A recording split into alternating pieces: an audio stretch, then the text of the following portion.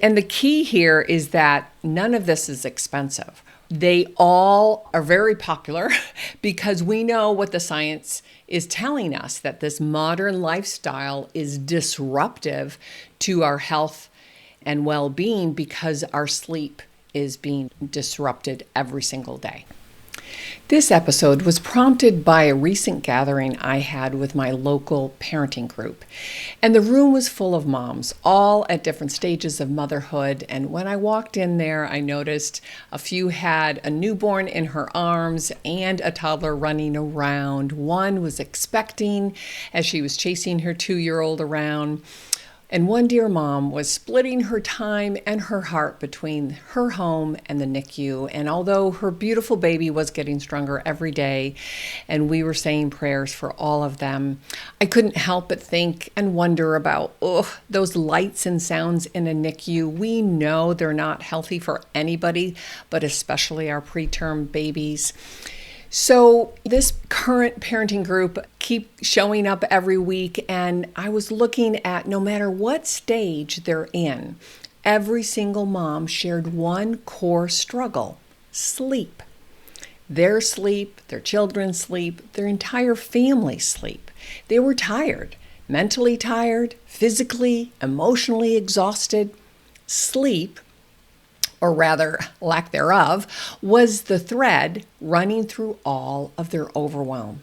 And here's what I know after well over 30 years of working with families just like this: exhaustion is not a parenting badge of honor. And yet we Americans, and I only can speak about us Americans, but we seem to take it on. And it's not just about survival either, which honestly, I felt that was the whole goal of that first year, right? Just to survive and get to that first birthday. I now look at it after studying sleep, the good and the bad, and everything in between for myself, my family and friends, as well as the families that I serve. I think it acts as a warning sign, and that we actually have it in ourselves to create a positive rhythm in our daily life that helps everyone, you as the parents, your babies, your toddlers, to build a home that respects and honors rest and recovery.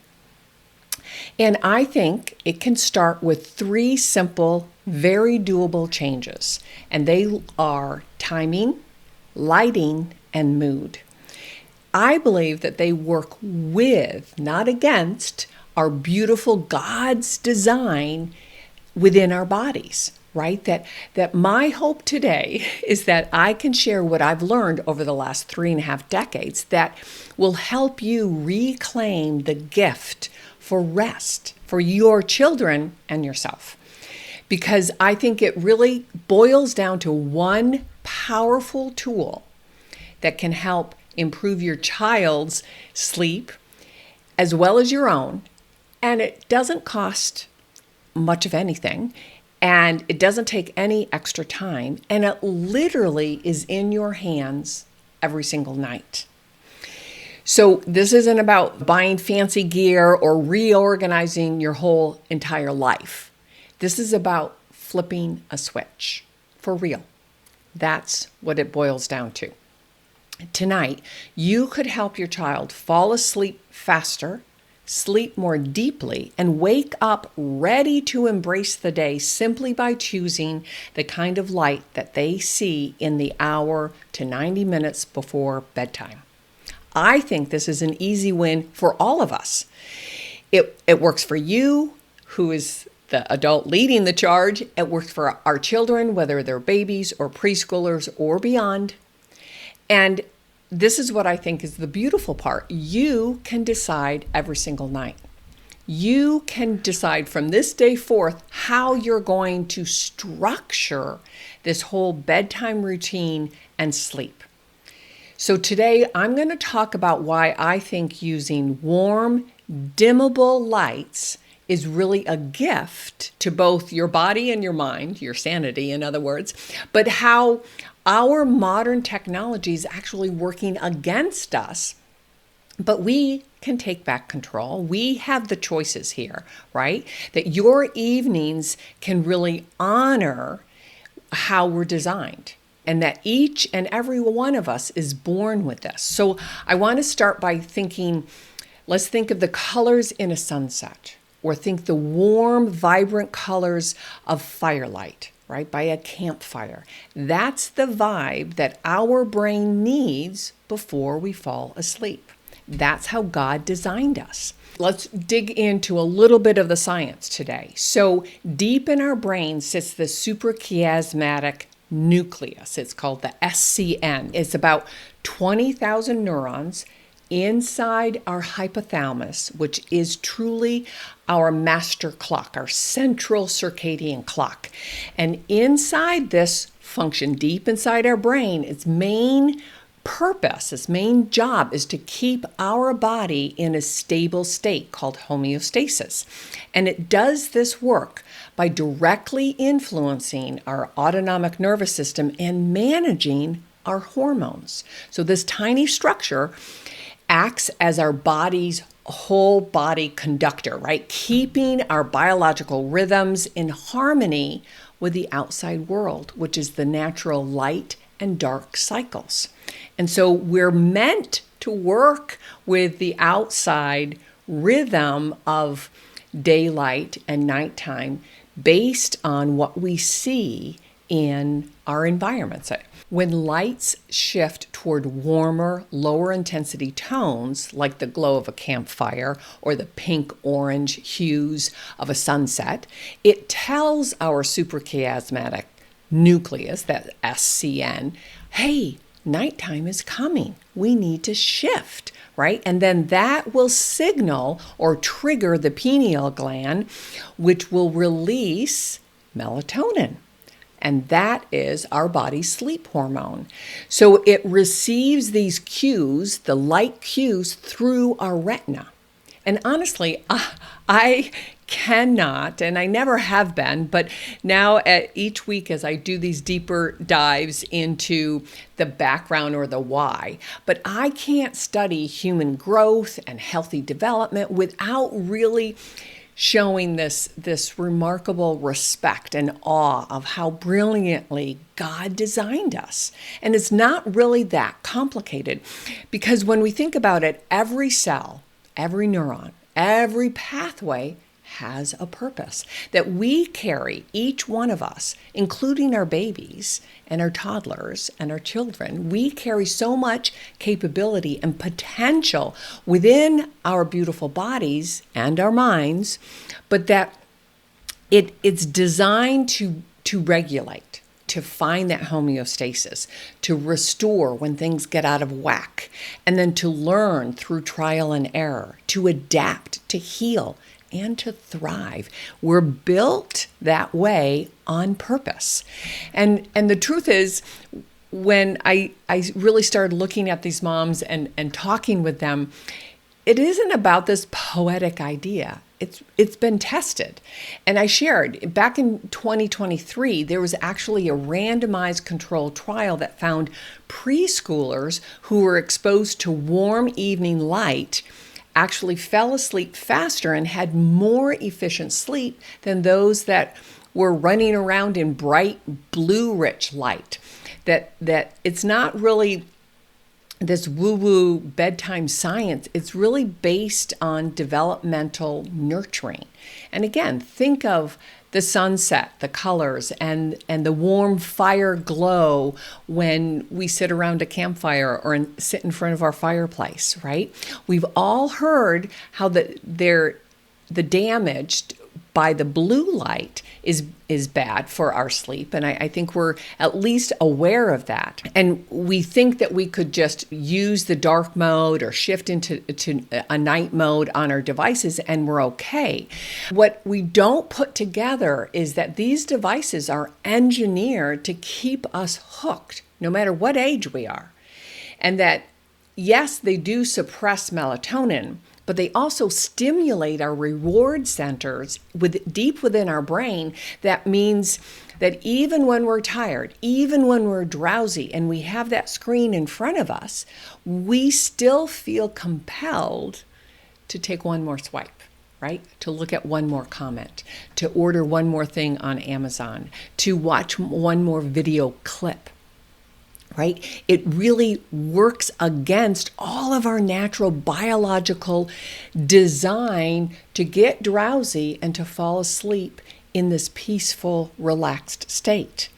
And now when we look at sleep science, there's an actual term for this, and it's called sleep procrastination, right? In a study in 2024, some neuroscientists looked at how the screen interaction, even if you have the blue light blockers there before bed, it's the interaction, doesn't just delay the melatonin, it actively overrides our brain's natural cues for rest. And so we have to think about that for ourselves, right? These moms were exhausted and their children's sleep patterns were being impacted, right? But when we look at screens, we have to look at it for everybody in the family, that children get caught in these loops just like you and I do.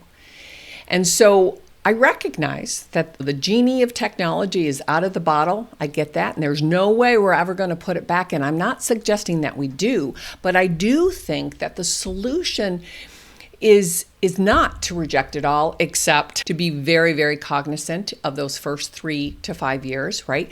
But I do believe that we have the capability to make those choices. And the solution is really to be more intentional with how we use technology, especially in the morning and in the evening routines. So that means knowing when to turn it off and how to create an environment that supports, not sabotages, because that's what a lot of modern devices can do. They sabotage what we really are striving to become, and we want to work with our biological rhythms, how God wired us and designed us to be.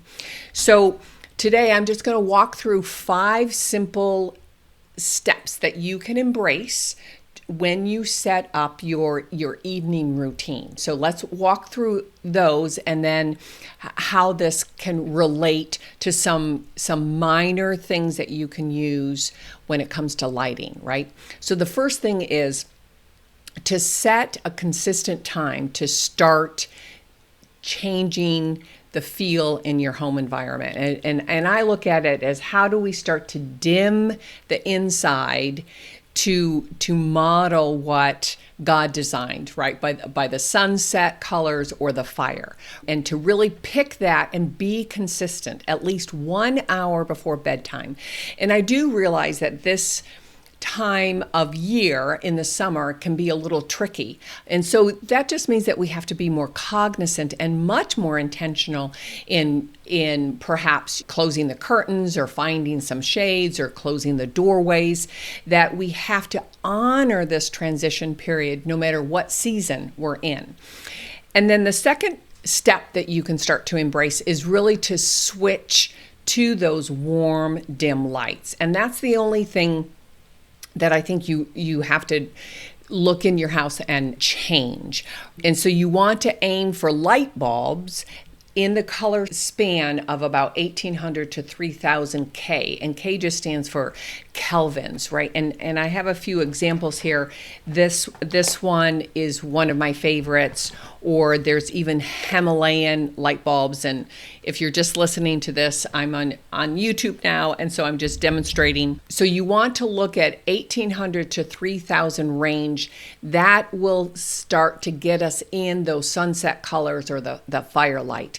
And you can look on, most of the packages will have a bar that you can really measure how warm these color bulbs are. And I'll show you, just so you know, that these are these amber lights, and these are the bulbs that you can put in your lamp. And then we have these amber night lights that you just plug in. But you're looking for about 1800 to 2300 Kelvin. And that's the temperature, right? That's the warmness of it. And again, thinking about the sunset colors. And I, years and years and years ago, have really just made it a family choice to use the incandescent lighting, not the LED lights, because in my humble opinion, it's a healthier choice. The incandescent lighting is also much more dimmable. And so that's what you want. You want to help your baby, your toddler, your preschoolers to start to go throughout the house and start to dim things. And it's part of your routine. And the truth is, when my husband and I built our house about 15, 20 years ago there in Vermont, I learned quickly that pretty much any light switch could be switched out for a dimmer switch. But that's another level to how you're going to embrace this.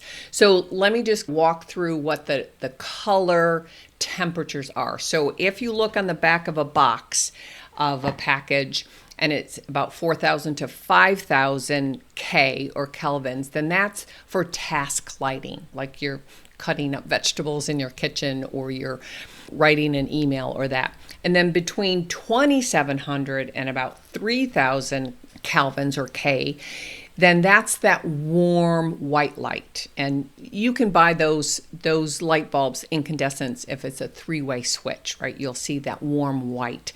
And that's that cozy vibe. And that's that step that you're getting into transitioning. That's why it takes an hour or 90 minutes. But that's where you can turn that on between 2,700 and about 3,000 Ks. And you can share a book at that time, but you're still bringing it in closer and warmer. And then you really start to dim more with these night lights, and this is about 1,800. Anything below that is really the sunset colors, right? And when I started this several years ago, there were very few and far between, and it was hard for me to find these amber colors. They're called vintage style.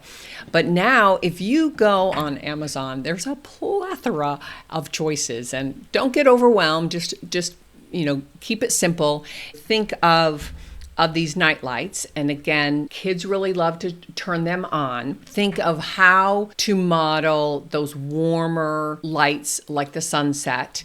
And the key takeaway is that these colors, these warmer end of the spectrum colors, are known to be less disruptive to our melatonin production. That the hormone that regulates our sleep is triggered by these warm light colors. And if you really think about 100 years ago, 150 years ago, when not all of us had artificial lights in our homes through electricity and whatnot.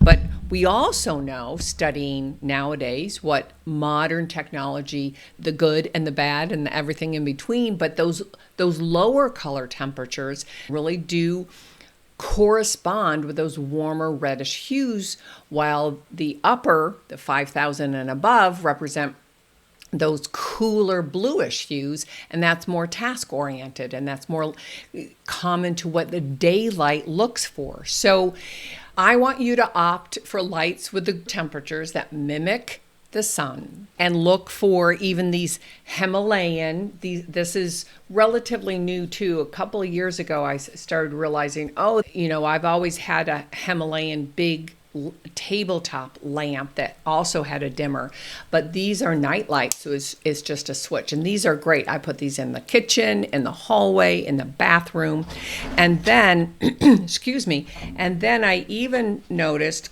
again, a couple summers ago when I was moving around a bit, they have these Himalayan light bulbs, which are really beautiful. And again, if you look in the box, it's about 2,300 Kelvin. So that's the warm hue.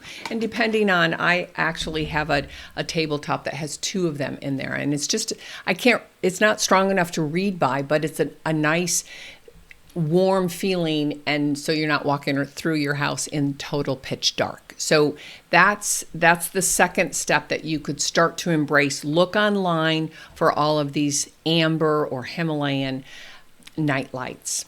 The third element or part to your new evening routine could really look at evaluating your screen time.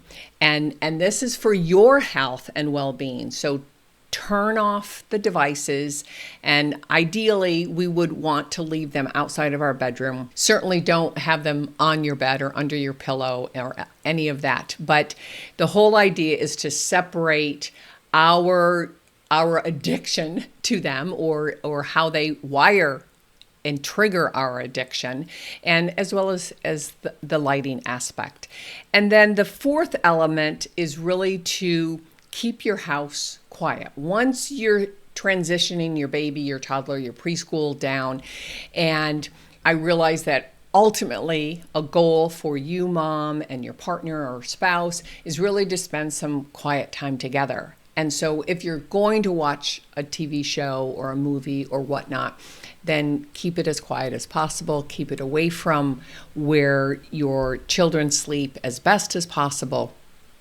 But because once we start that transition and we're getting into that mood, I want you to stay there, right? Because your rest and recovery is just as important as your children. And you want to embrace that and then transition into whatever your evening bedtime routine is. So all of these healthy habits are good for our little ones and us grown-ups too. And then the fifth and final one is, just like we want a bedtime sequence for our children, we want one for ourselves. Because the truth is, what science has shown us is that the warm light or the predictable steps really help not just the light triggers in our internal brain structures, but it's really that predictability that your child's body loves to know what's coming next. And that I think a lot of times kids get rambunctious, quote unquote, and active because they're not quite sure what the routine is. And so I think that that's part of the magic of the suprachiasmatic nucleus, right? That SCN, that it's really helps trigger when we start to anticipate the darkness, we anticipate the quiet, and then we're really moving into that restful state. And it is biologically driven, but it can only be produced by the physical environment that we create in our home.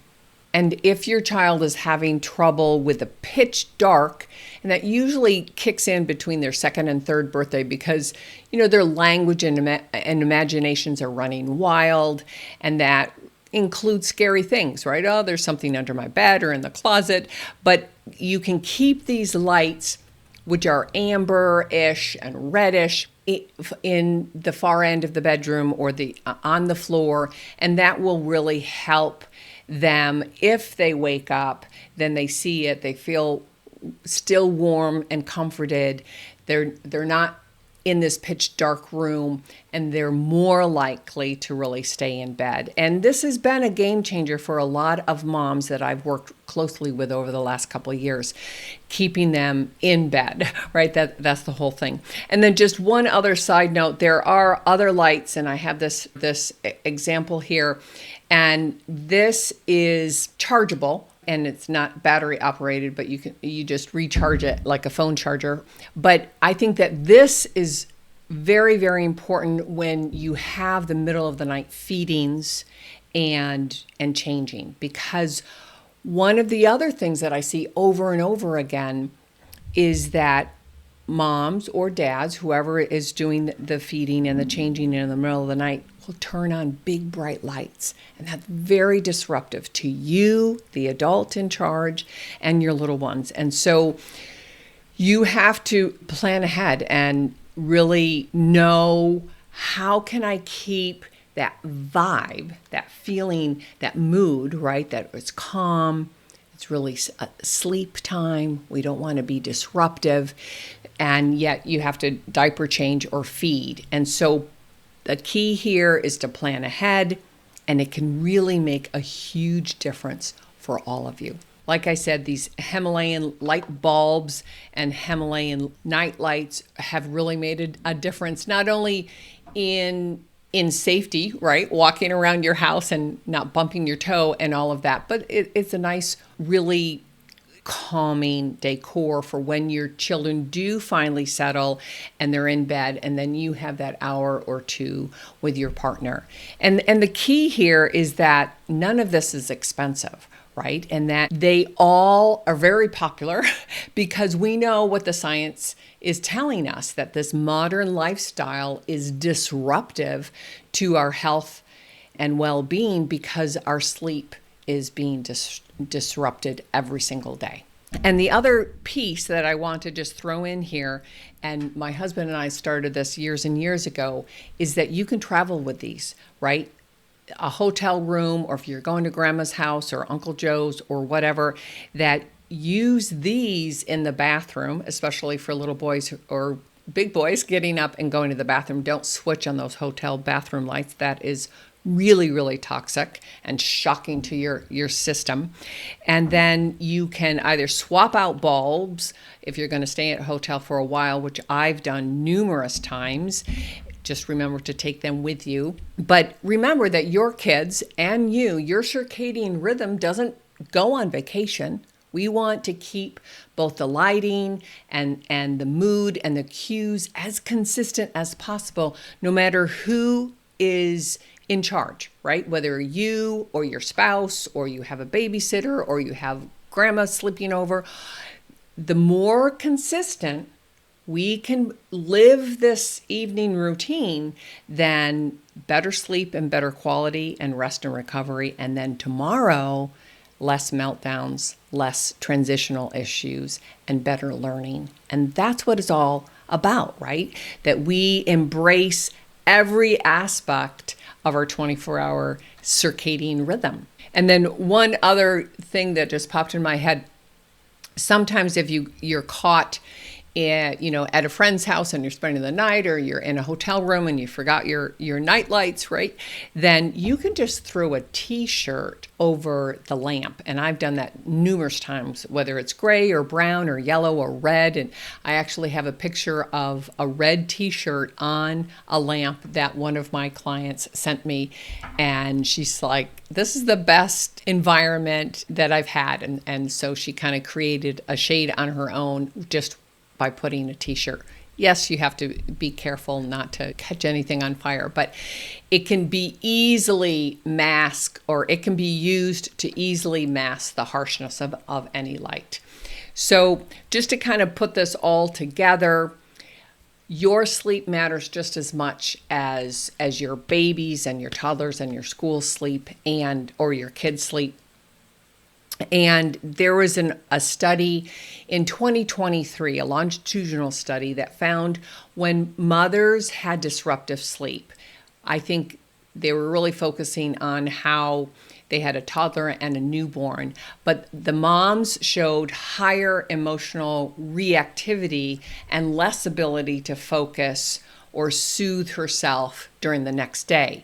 So remember, our first goal in that first year is to create that attunement. But when we're out of sorts, when we're out of whack, our toddlers pick up on that too, and our infants and everybody. So that attunement can be positive or negative. So if we're working under this disruptive sleep pattern, then nobody really benefits. The key here, I think, is if we really can get those bookends, those solid anchors with sleeping and waking up and then nutrition, then this really allows all of your children, no matter what age, whether they're 3, 6, 9 months, or whether they're 16, 18, 30 months, but it allows them to be curious, to learn how to share through experience, to build their ability to take turns and to handle changes without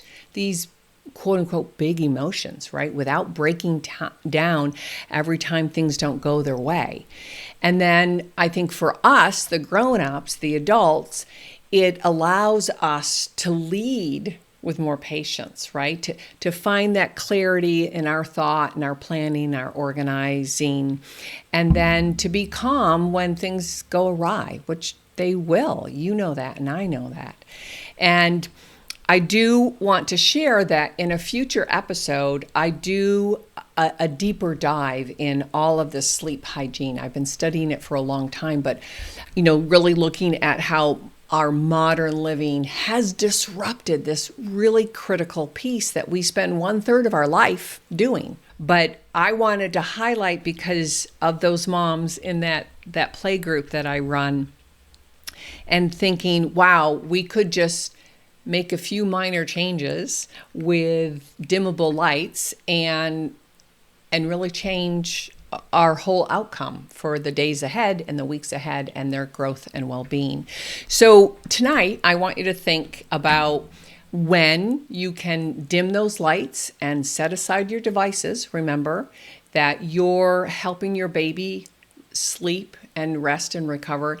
That when we do that, we're working with our biology, not against it. And I think a lot of our modern lifestyle works against it. And we're honoring really the basic rhythms that God designed us to live with. And our internal biological clock is looking for these external triggers to help regulate. And it's been part of our humanness since the beginning of time. And it's just been the last 150 years or whatnot that artificial inside lighting has disrupted many of those basic biological rhythms that we have. And the truth is, the more I study all of this, human development and health and growth, and putting that up against what are some of the challenges that we're facing in this modern life, I actually see more and more God's fingerprint on every detail. How the light and the hormones and our rest work together in harmony and prepare us to really expand our learning and prepare us for the days ahead. And your child is not just resting. I think you know that, right? That they're building memory and skills, and that they're wiring their emotional regulation. They're consolidating new skills that they're practicing, building their problem-solving skills, at the same time that they're purging things that they no longer need. And that's what that resting period is, that they're actually restoring every system in their body. And I look at that as a miraculous design on purpose, and that we get to support it through choosing lifestyle habits that are intentional and consistent and loving every single night, every single day. And so I hope this makes sense to you. I would love to hear some feedback. If you're interested in going deeper, I also invite you to my Tiny Challenge. Is active now, and I'm really appreciating the moms that I get a chance to work one-on-one with. It's a personalized experience for 1 week where we take one problem and we dive deep. And you'll find the link down below, and you can check that out. And as always, thanks for sharing your precious time with me. I am so honored each and every week. And remember that you are your baby's best environment. God bless you, and I'll see you next week on Talking Toddlers.